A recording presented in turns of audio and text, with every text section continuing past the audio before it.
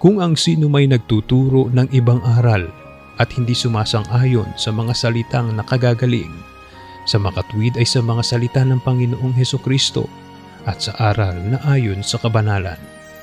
Ang gayon ay palalo, walang nalalamang anuman, kundi may sakit sa mga usapan at mga pagtatalo, sa mga salitang pinagbubuhatan ng kapanaghilian, mga pagkakaalit, mga pag-aalipusta, mga masamang akala. Unang Timoteo 6:3-4. Sa ngalan ni Kuya Daniel Rason, ako si Bernard Dadis. At dito sa UNTV, Diyos ang aming sandigan, serbisyo publiko ang aming pinahalagahan. Magandang tanghali.